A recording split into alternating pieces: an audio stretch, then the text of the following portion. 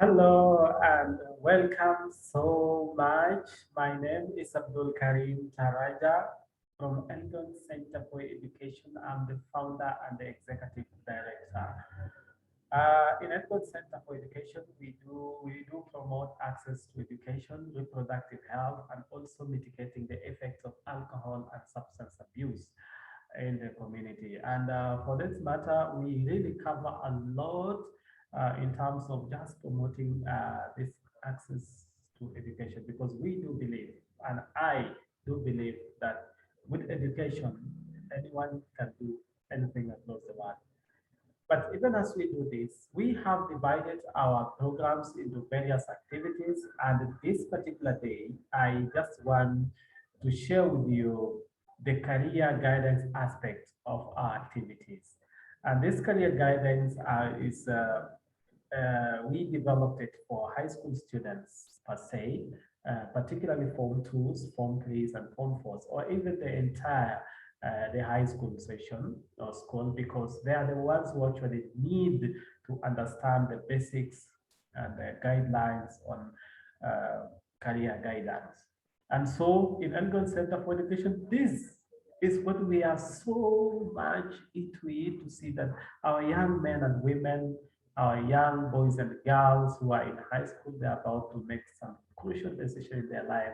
They really do it with a lot of guidance, so that because at the end of the day, whatever they choose as part of their career is what will stick with them the entire life they be living in this world. So today, allow me to share the Elegant Center for Education career guidance, something we call it the Jiamini.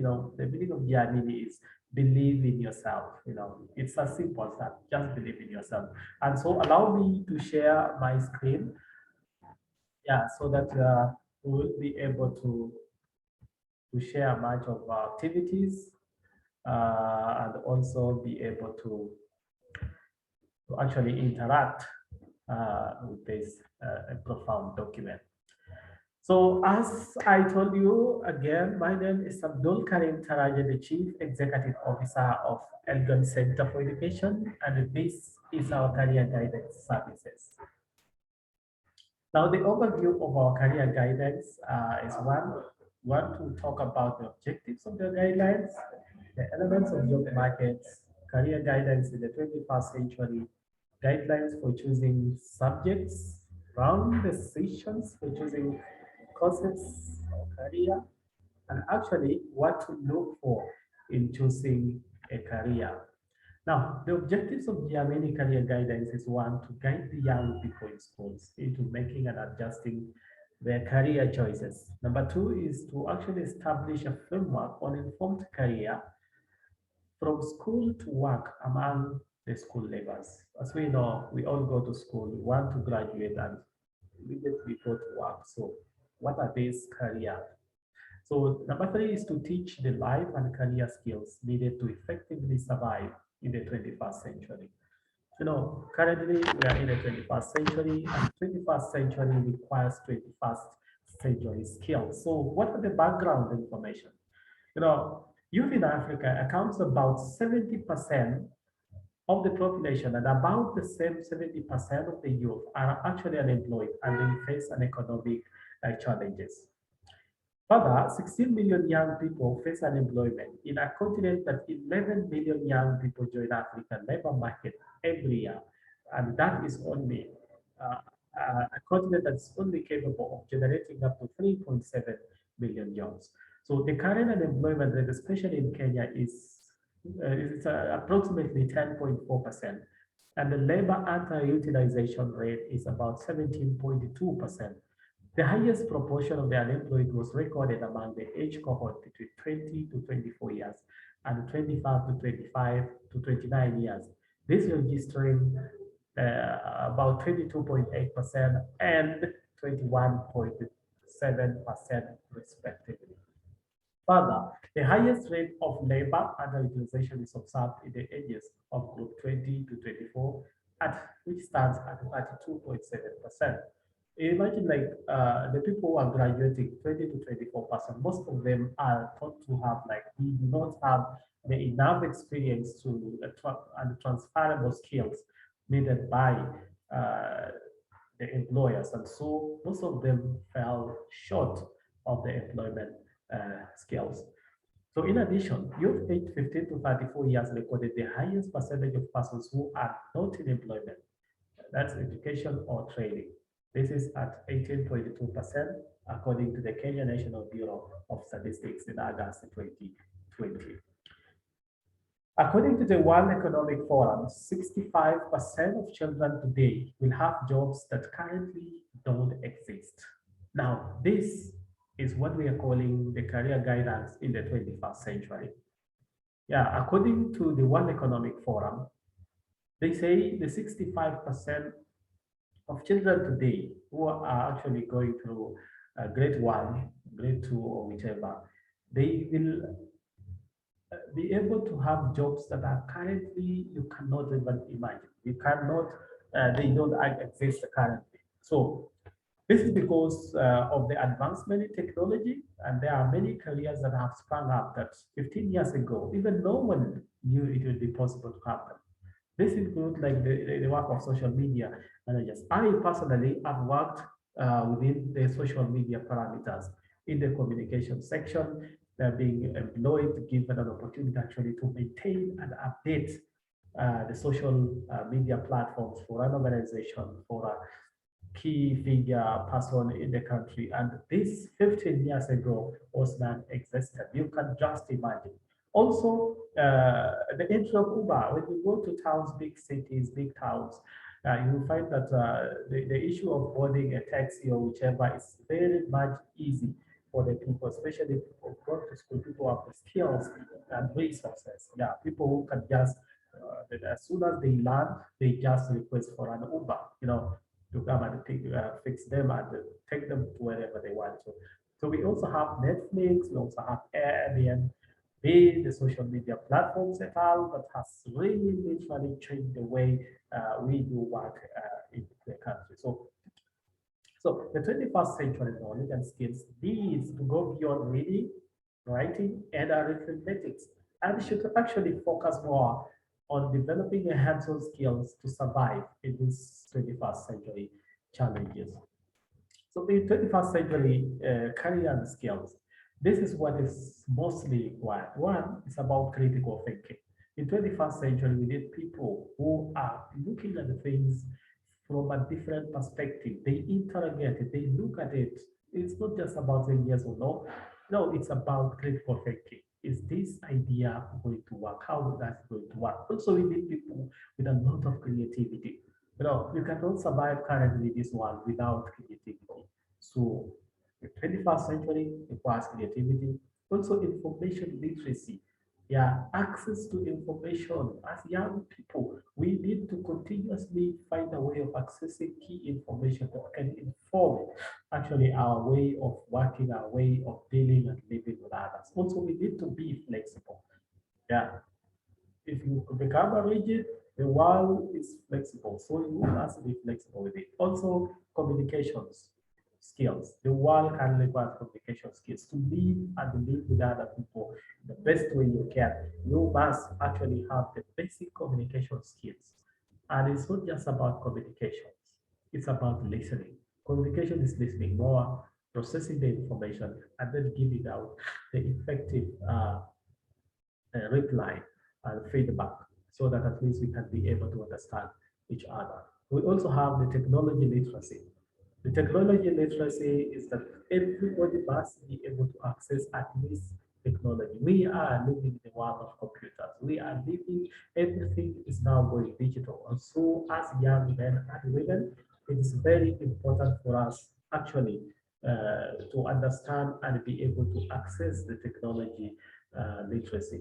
Also requires a lot of collaboration. Currently, whether it's politics, whether it's economics, whether it's agriculture, you cannot do it alone. We need collaborations among ourselves and the other nations and the other organizations in order for us to survive. Now, There are a lot of changing employment trends currently in the 21st century. Over the last 20 years, things have been constantly changing. And as it continues to change, even the employment trends keep on changing. Now, at the center of this, we have the employee and the employer.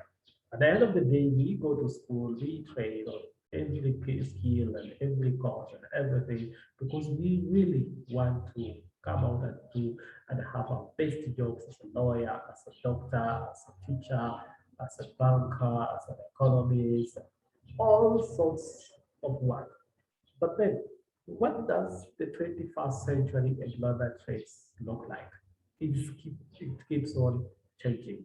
Number one, that the employer is going to look for is the transferable skills. Is what we call transferable skills. Now, in this case, what do we mean by the term transferable skills? Now, in transferable skills, we just mean like an organization is going to employ you. They just want you that you are already qualified, that you are going there to put more effort, not even effort, but to, to make that organization improve. Or in simple terms, what are you bringing to the organization? The organization is in existence. So they need to look at you with your skills, that you are the person who will take this organization to the next level. It's not that you're now coming to be trained, retrained again and again. No, it's about what exactly do you have? You know, do you know how to shoot a camera? Or do you know how to edit videos? Because in that organization, they do not have that person. So if you are that person and you are able, those are the transferable skills that they will be able to use it maximally for you to continue. So as a young person, currently, the school will teach you a lot of theory, but you need a lot of practical skills that when you go out there, you can transfer these skills to the organization you are going to serve in order for you to be paid. Otherwise, you can lose your job because you do not have the necessary transferable skills that the organization is looking forward to work for actually needs. Number two is there is a lot of increased the pace of change. The pace of change is moving very fast. Today you are here, tomorrow you are told, my friend, let's go. Time is gone. No, you are not here again. All of a sudden, your job is gone. So soft skills. Most organizations require soft skills. How do you deal with people? How do you handle things? How is that your attitude you have towards, the increased outsourcing skills? Now, when we are talking about increased outsourcing skills, you are qualified in one way or the other, but employers are not ready to employ people to sit there full time. So they just want to employ these people for an event. Like for example, in the organization, they have an event coming, a workshop for 3 days. And now, because you are a cook, you are a good chef, you trade in catering, yeah, they will just need your services for the 3 days, so that you can come and do your service. Or if you are a photographer like myself, or communication officer like myself, with my own cameras and everything. So I will be engaged for the 3 days, coming, covering all the event, and then from there, do editing and then submit for my own payment. So they will not need a communication person constantly there earning a salary for 30 days. So as you continue living, there are people like their works are on the line. So you need these skills so that you can be in protocol to some extent. So we are able to job in this job competition. There are so many, as we have said, that about 700 young boys and girls, or men and women, are released to the job market every year in Kenya. And about 100, less than 100,000 are being absorbed through different various kind of employment. So you see, like when you advertise a job for 3 people, the people applying are 5,000. So the probability of you getting that job is actually 0.001 or 3%. So which means there's a high level of competition. And in there you have a degree holder, you have a master's degree holder, you have uh, first degree, you have diploma, higher diploma, somebody who have done another course, another course, another course, another course, and then there is one person who is doing certificate. So by the time you come even to the form four graduate, and then you don't have a job at that moment. So that is what we mean by the increased job. So we also have increased redundancy. So redundancy is where your work job description is actually scrapped from that department. Maybe you work as a accountant, and so in your office you have an accountant, and you have a economist, you have somebody, and then they say, okay, we can just do with one person, so we are scraping the office of accountancy, so you can only have one of economics and everything. And so that's it. So your office is scrapped on because the company wants to downsize something like that and to maximize the profit. So that is what actually it happens. So also there is a lot of gender gap between the work that men and women do that continue affecting. We also have the increase in service industry. So service industry means the people who do agriculture, they are not there, they are few. The people who work in factories, they are few. But now many people want to go to service industry. You know, they just want to do service industry for example, tourism, hotel industries, you know, those are some of the service industry. Nobody wants to go to a manufacturing hub, you know, to wear some apron. Most of the organizations and the industries are terribly failing, especially in Africa. Also, we have an increased retirement age. Yeah, increased retirement age is that usually it used to be like 50, now they increase to 55, now it's about 60 years old. So you have to wait for your old man until attains the age of 60 for him to retire, so that at least there will be another vacancy for you. So the more you continue working on all these things, the more people continue to earn and live there. So we also have increased globalization. This globalization is that anything you do here, somebody is doing it in the United States, is doing it in Japan. And so there's a lot of interconnectivity that the world is now a global village. So sometimes you don't need to travel to go there. Now with the technology that we have, we can just like use whatever local technology we have to communicate and do everything. So those are some of the things that is affecting. So the nature of careers and how it is changing. Several years ago, we had something called the traditional career. This is where a person who just is born, you know, goes through school, after school, maybe graduation or after home force, they land a job, they work a job until the age of 55 or 60, and then they retire. The same job. So in that we call it like the traditional career. It's just a singular linear from school, job, and then retirement. And then that was majorly for men and women, but then we also have a career path for the traditional women.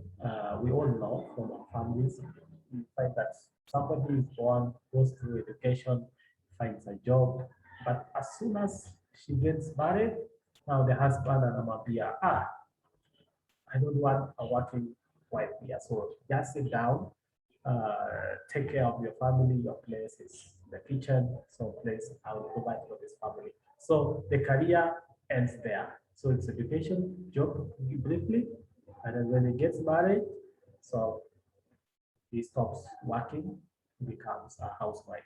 So that's what we call the traditional women, something that has been there and even being practiced currently in some quarters. Also, we have the people who are good in changing work jobs. Yeah, these guys are born, go through education, and then after education, they get maybe an entry job, maybe a volunteer job paid kidogo kidogo, anaenda tena kwa job ingine kidogo kidogo, amepanda job ingine kubwa kidogo kidogo, akaingia kwa job ingine tena kiasi, and then ana retire. So from there, they keep on moving. And then there is a 0 hours contract. This guy is the person when after achieving his education, he gets work, and anakuja work, is always in work, until he retires. Yeah, yake kazi yake ni 8 to 5, 8 to 5, 8 to 5, 8 to 5. It's just a work, just a work. Every day anaamka tu like Malibu, 0 hour contracts, mpaka retire. And then we have a portfolio career. This is a person mwenye anasoma, anapata kazi ya kwanza, anakuja anapata kazi ya pili, anaendelea kuongeza masomo kidogo, anapata kazi ingine, kuna kazi ingine tena, akona kazi karibu tatu nne, so there's a teacher here, the other side and a facilitator trainer, from the other side and a lecturer, on the other side and a farmer, on the other side and a you and offer training, so leadership, and so this guy has several kind of jobs, and he does all this until retirement. So that's a portfolio. And then we have the sixth one called the parallel career. Now these are ninjas, my ninjas who are out here. Most of them like our teachers here. They are the job, but at the same time they have another part-time job somewhere. They are farming, they are doing everything they can so that they can earn extra. So what are the dynamics of career choices? So according to MAC General Career Solutions Organization, a good career nowadays revolve around, like, currently what you need to understand in careers is like you must be able to adapt to an ongoing change and uncertainty. Usikue tu wewe unataka tu kwa mwalimu. Yeah, I don't have to be mwalimu unataka kazi ya wapi. You have to change. Yeah, or sometimes now like the people who trade P1, now the CBC is in town, and they are told now you cannot be employed until you go and training at CBC. So you need a career that you can adapt very early, very easily. Also, you need a building in resilience so you are not affected as much if the worst happens. So you need to build resilience. The resilience is ability for you to survive when there is some worst scenarios on the way. Yeah, like when Corona came, the Corona pandemic came, so many people are destabilized. And now, for the people who've been resilient, have been able to stand, to continue with studies, to continue teaching, to continue even going way more, or to continue at least adapting on pandemic. Further, we have somebody to develop transferable skills. You also need to have developing transferable skills that stand the test of time. Okay?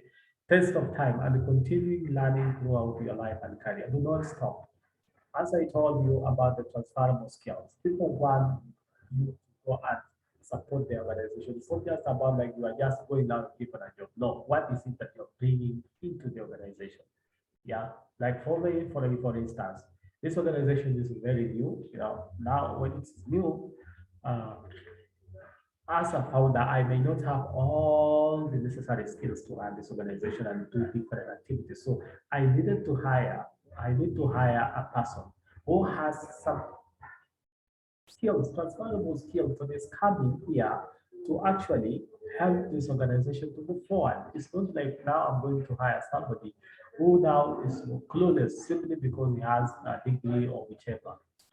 So what is he coming to inject in the organization? So I need somebody who understands like grant writing or monitoring and evaluation, such kind of things. So those are the kind of people I need. So continue developing your transferable skills so that when you you get employed because of your skills. Having skills to constantly assess, and make good decisions along the way. Yeah, there are people sharp at a job, like to that story. You don't want to do so many things. You don't want to actually assess yourself, reassess yourself, make good decisions along the way.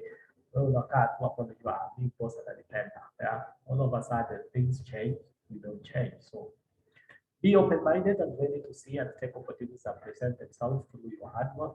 Of course, developing your self-marketing skills, networking skills, and creativity. Always be creative in whatever you do. Always be creative. Market your activities, market your skills. The skills you have, turn them into business, for instance. Networking skills, connect with other people. So that if you at one given time you wake up and the company is gone, you can network them. Hey, my friend, I think I lost my job the other time. I don't know what's happening on your side. Maybe if you find out that there's any vacancy out, and I fit in this, maybe So those kind of networking will be able to help you. So developing your ability to see the bigger picture. Always do not just stagnate there. Always think of how are you going to grow on your own. As you make sure that the organization grows, make sure also you grow yourself. increasing your self-awareness, not just of your personality, but also your skills and potential, and maintaining or updating your awareness over there. Yeah.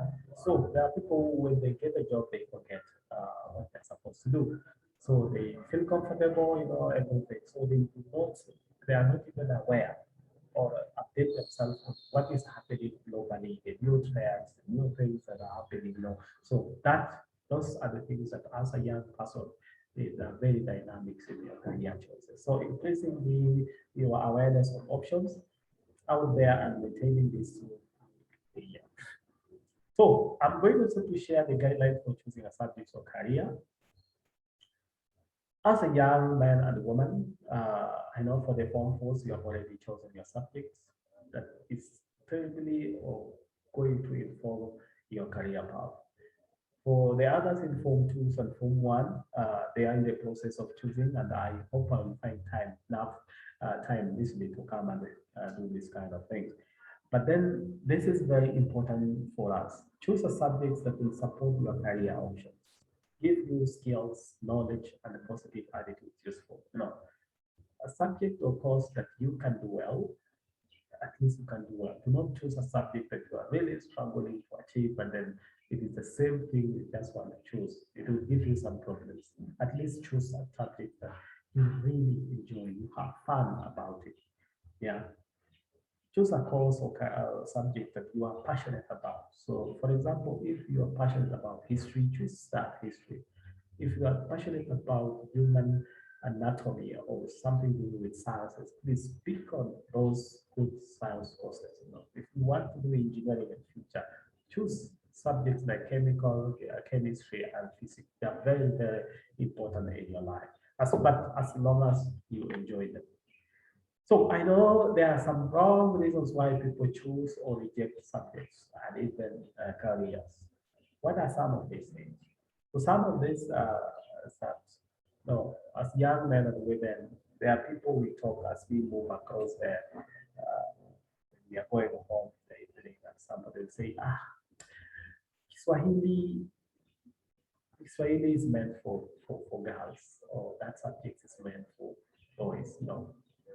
Yeah. So, so at the end of the day, because you are a boy, you're a gentleman, so you don't want to take up simply because it's more associated with the ladies.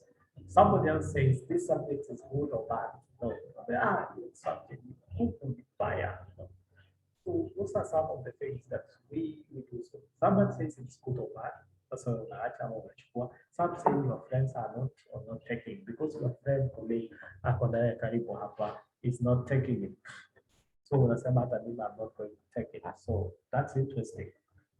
Because he's taking your own taking without consulting your own concern. So you think it is easy or difficult? Some people think like chemistry or physics are so difficult. Yes, I know. Like my case, I knew it was difficult for me, but it's not difficult because I just thought like it was me. Because there are other people who are saying it like very easy for them. You like or dislike the teacher.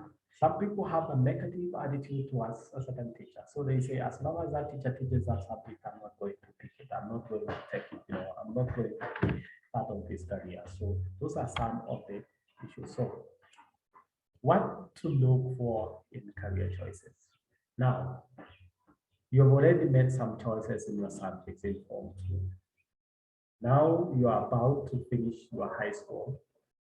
And as soon as you finish your high school, the Kenya universities and colleges placement service unit process will actually write to you and open their portfolio or their portal for you to make your revision of the courses.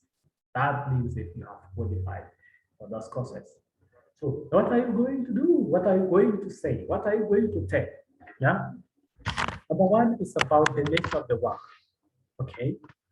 We have different kind of jobs and it depends the nature of the work.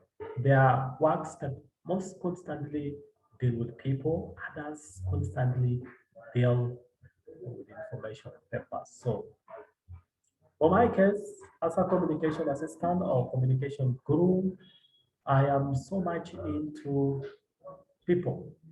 No, I like meeting people, having some conversations, developing a story.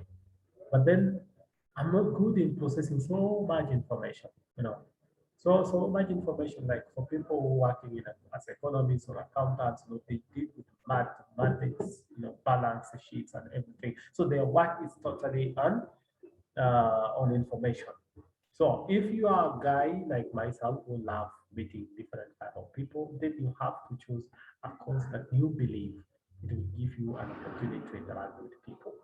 So if you are good in paperwork, you are also being able to look at that and choose a course, a career that is very important to you in dealing with that information. So also number two, look at the working conditions. Where are you going to work? A hospital? Uh, are you going to work in a farm? Are you going to work in a factory that contains a lot of dust? A lot of noise. There are people like myself. I'm always affected by dust.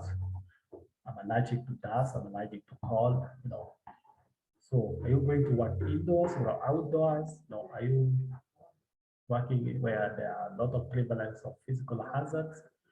So those are the things. If you are allergic, you are asthmatic in life, and you are also going to work in a dusty place always, right? Then you're not going to survive. You can die as soon as you land that job.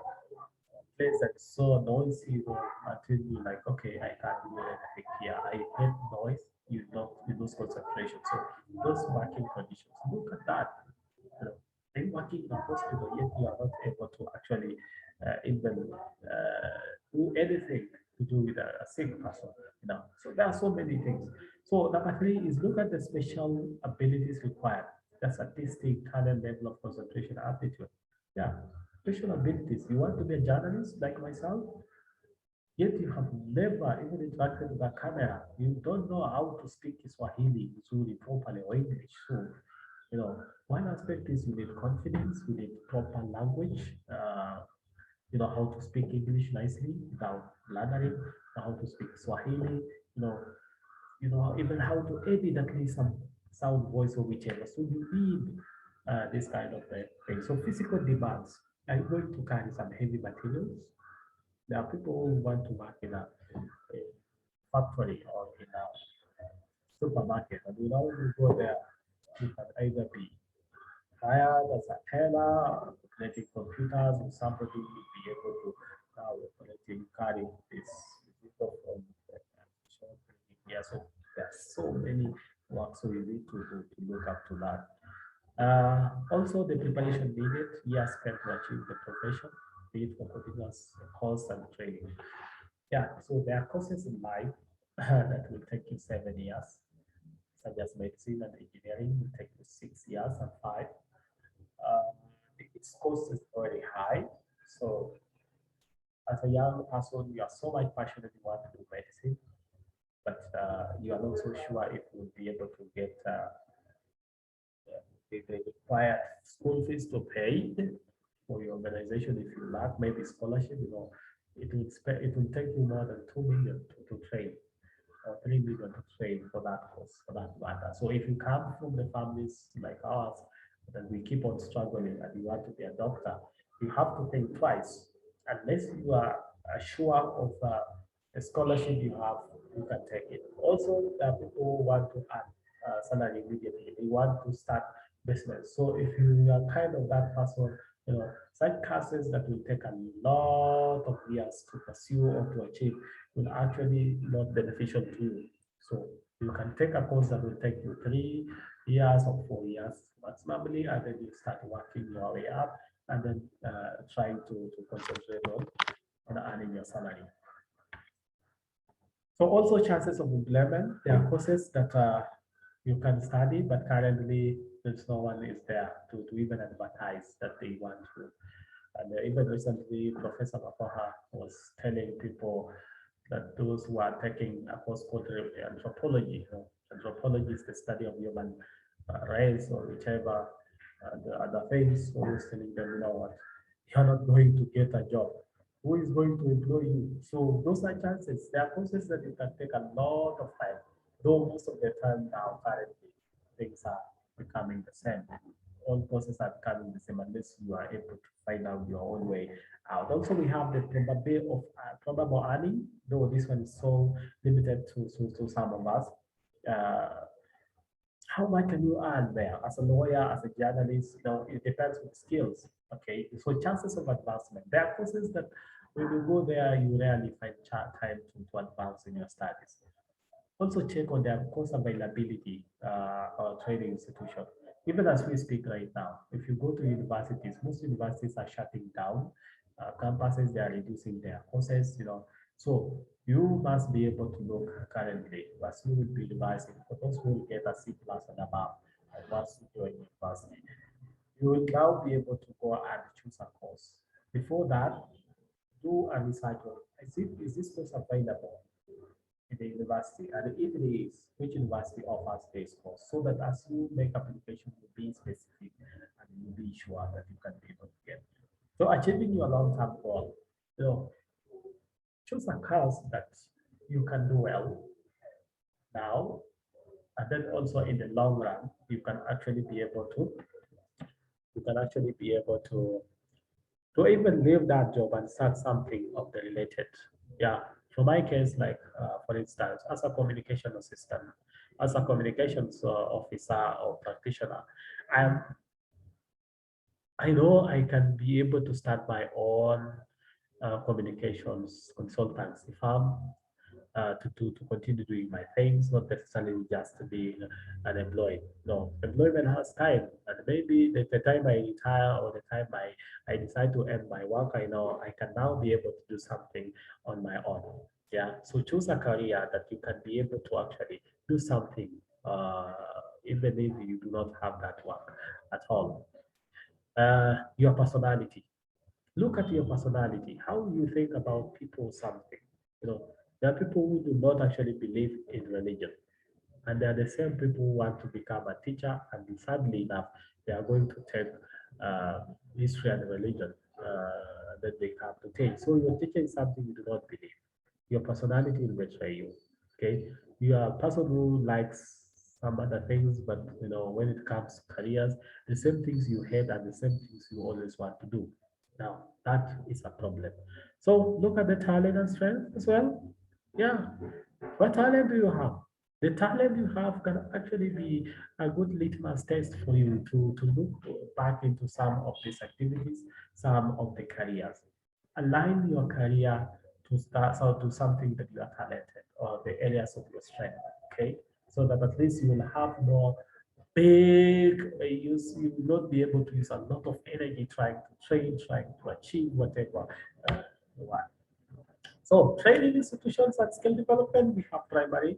This is from subject proficiency and recognition of talent. And then you proceed to secondary, where now you advance on basic learning.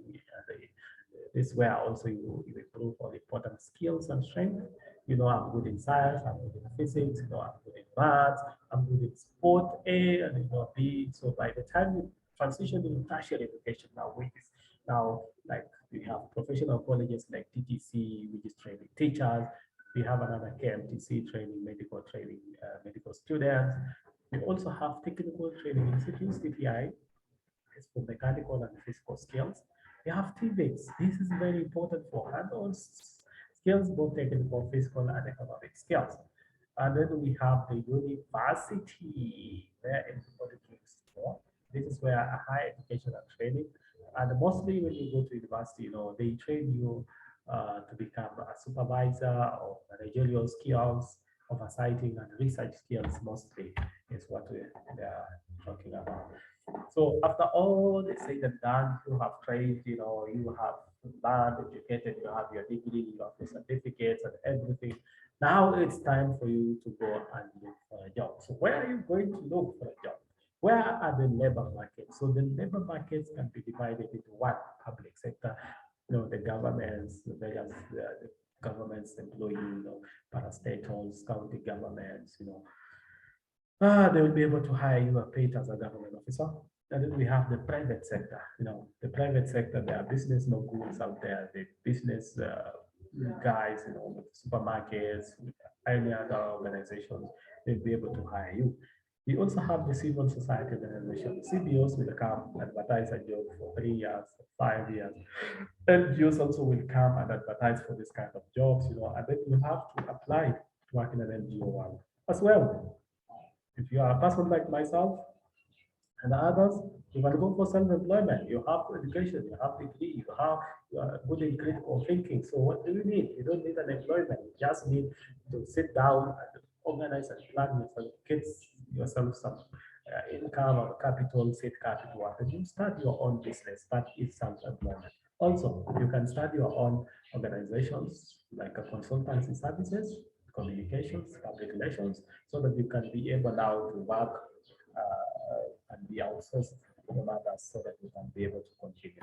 So for more research, this is what we are saying is not enough. You also need more time as well to continue researching, especially as you continue trying to, when you go out there, you have a phone, you have an internet, do not just text or doing some funny things online. Please go and Google on the career websites, try to learn them, new trends.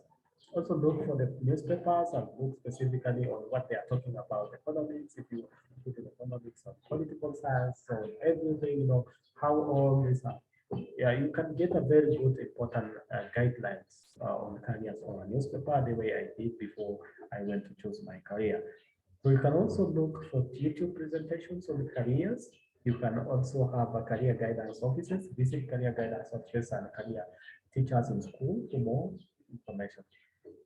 And that's it. So my conclusion is it is extremely important to understand that not every one of us is meant to go to a university or graduate or get a university grade. Not everyone. We can all work together up and down trying to do this. But at the end of the day, we'll just have some few people who will actually be able to go directly to the university. So where are some of us? So we are all blessed differently, and whatever the grade you earn, no one is a failure. So the grade you will get, as long as you did put your all, is sufficient to unlock something hidden in you that pessimists cannot see. Yeah, do not put yourself a lot of pressure that you must score an A or join university. As the world moves towards competence-based curriculum, CBC, where skills are more important than a grade or a university name, it is time to focus more on institutions that gives you a hands-on physical dynamic and mental skills that can give you a job or gives you an opportunity to create one. So further, Sustainable Development Goal 4 on access to quality education provides for basic learners to acquire inclusive education and learning competencies that will allow them to live a better life together. So as I summarize, I just want to share a quote, two quotes, one by Alvin Toffler, which said, the illiterate of the 21st century will not be those who cannot read and write, but those who cannot learn and relearn. Also,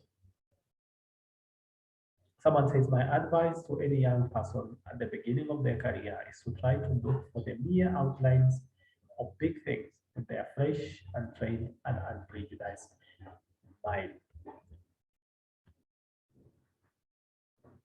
So, ladies and gentlemen, we've come to the end of our short presentation on career guidance from the Jiamini and the Edwin Center for Education. We do believe that every one of us is gifted differently. We are talented differently, and we have our better areas of weaknesses and strength that we can all be able to be proud of, and we can use this to make a better living on ourselves. So let's not put a lot of pressure on ourselves that we must get a university degree, that we must get an A, and if we don't, we say that we have failed. No, we cannot fail at this moment. So in this time, I want to end my presentation by saying that every one of us have a gift that we need to project. Whatever the results you will get from high school, it will give you, it's an opener for you to think what now you can use that result for and do in life in better future. It's not a must for you to go to university. And in fact, I am calling upon all the young men and women who will be able to score C plus and below to even consider joining currently the TVETs and the community, the TTCs, the KMTC to train in a course that will give them a higher diploma, because that is where we are heading to. As we conclude, the most important thing currently in the world, in the 21st century, is the life skills that you have, the soft skills, the transferable skills that will give you better competition. It's not just a degree, it's not a master's degree. We have so many people with these degrees out there, but they're tarmacking because they lack some important key skills that the society, that the world needs to challenge and to survive the 21st century challenges. So as you continue with your life, with academic life, do think about one thing. If you leave education right now, what skills do you have that can make you survive, that can make you somebody to tell you, hey, come on here, I see you are good at something. I want you to come and do it. Here, I will be able to service your end and pay you something. So if you do not have that, then you have a long way to go. So thank you so much. From us, we say Jiamini, Jetome, Jedimishe, because that is what the world needs right now.